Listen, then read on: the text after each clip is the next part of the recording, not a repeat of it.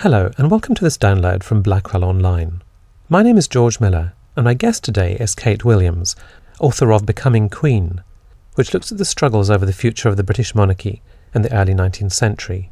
In the book, Kate writes not only about the young Victoria, but also her cousin, Princess Charlotte, George IV's daughter, who died in childbirth before she could ascend the throne, thereby remaining one of the great what-ifs of British royal history. The main focus of Kate's book is Victoria, though as she told me, Victoria's prospects of being monarch when she was born did not seem all that bright. Even when Victoria is born, no one thinks she's ever going to be queen. She's just a minor princess. And so this is why Victoria is given such a ridiculous name, because everyone thinks princes above are going to have children. And also, of course, it's very likely that her parents are going to have a son, which will obviously supersede her. It's very strange to us to think how odd the name Victoria was, because to us it's the sort of epitome of English establishment. It's Victorian, it's etched on our consciousness. But then it was an utterly ludicrous name. And as she said herself, I am the first person ever to be called Victoria. It really was Princess Chardonnay. That's who she was, Princess Peaches.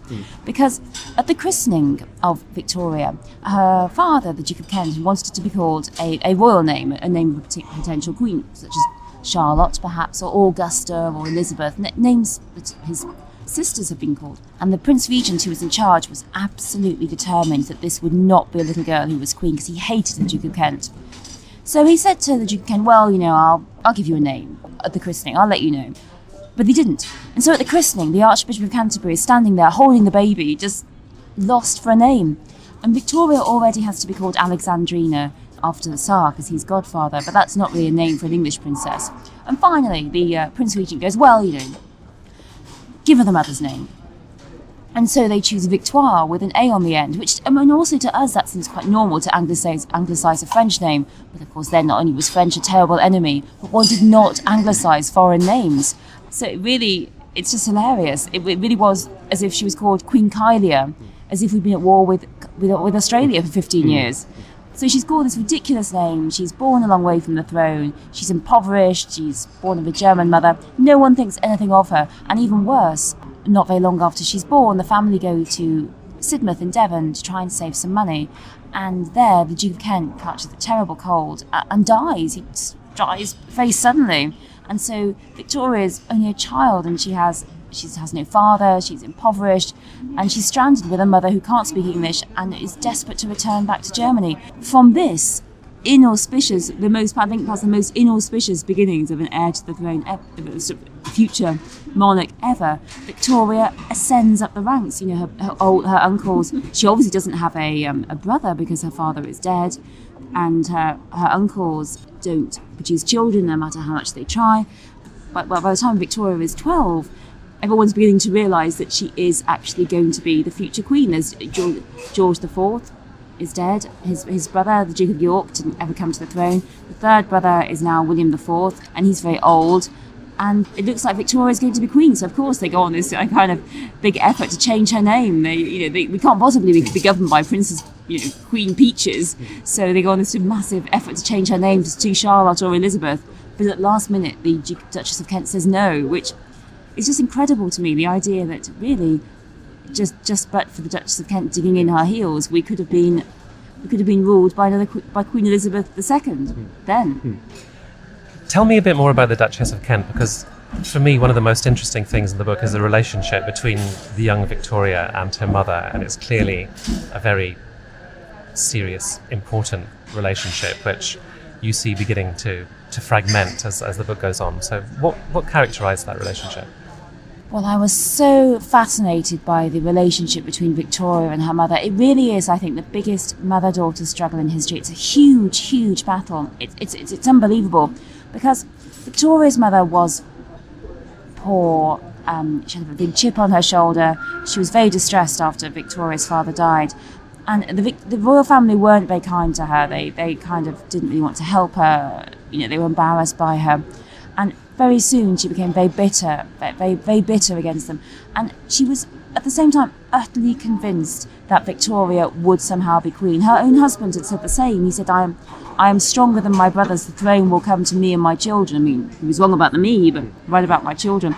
So Victoria's mother was convinced that Victoria would be queen, and she fell under the influence of John Conroy, who'd been her husband's equerry. She fell massively under the influence of them, and the pair began on this huge effort to ensure that Victoria would give up power to them. They were convinced she would be queen. They were convinced she would come to the throne when she was a child, so the Duchess of Kent would be regent, and they were absolutely determined that she'd give up all power to them and make sure that, the Duchess of Kent was regent, not one of the other brothers. So when the family moved to Kensington Palace when Victoria was very small, they began on this horrific kind of regime that they called the Kensington system. Victoria was brought up under the Kensington system, which was very much the idea of the evil genius, the plan of Conroy. It was very stringent. Victoria was not allowed to have any little friends of her own, not really, only really allowed to play with Conroy's children. She had to be watched at all times. She was never allowed to be alone. She was always watched. She had to sleep in her mother's bedroom. When Victoria went to bed, someone would stand over to her, and then her mother would come to bed. She had this very strict timetable, and she really wasn't allowed to really mix with anyone other than her parents' friends. At the same time, she had a very stringent education, and at the same time, the Duchess was terrified that someone would try and kill her, that one of the other brothers would try and murder her, so she wasn't allowed to walk downstairs without someone holding her hand. She wasn't allowed to eat, taste anything until it had been tasted. So Victoria was brought up in this massive regime of surveillance, and everything about her, every cough, every little stamp of her foot, was reported to John Conroy, who stored it all up. So this is how she was brought up. And when William IV became king, and Victoria was the heir to the throne, this little girl, not even a teenager, Victoria's mother really stepped up her campaign. She started taking Victoria on huge tours all around the country, showing Victoria off as the future heir and showing herself off by the side. And she started battling with Victoria to get power. She bought Victoria a diary, and she told Victoria, "You must write in this every day, and I'm going to read it every night because I'm so determined to get at you." Because Victoria was a handful. She was a terror. She really was also, bizarrely, when I look back on it, because she was so isolated, convinced that she was the right person to rule. She was utterly convinced that she should be queen, and she was refusing to give up power to her mother. She refused to say, even if I come to I'll give up all power to Conroy. As she gets older, Victoria's mother becomes more frantic. When Victoria is just 15, there's a huge standoff. Victoria goes with her mother to Ramsgate for a short holiday, and there Victoria falls desperately ill with typhoid. But initially her mother won't believe her, and then when she does, illness is an opportunity to her mother. What she does is she comes into the room over and over when Victoria is really terribly ill. She's at death's door, saying to her, "Give up all power to Conroy, sign this form saying you'll give up all power to Conroy." She refuses to do so. Even when she's at her lowest ebb, she won't give in to the Duchess, which to me is incredible. But the Duchess doesn't stop trying. She keeps trying. As Victoria approaches her 18th birthday, the Duchess is just getting more and more and more desperate. There's talk of locking Victoria up, of starving her. The King tries to give Victoria money. Victoria's mother forces her to write a letter going, "I'd love to remain with my mother." It's a disaster. But the Duchess can't stop the passage of time, and Victoria turns 18, and it's perhaps the worst day in the Duchess of Kent's life ever. Many people report that she storms off early from the ball, and she looks gloomy and angry all through the reception.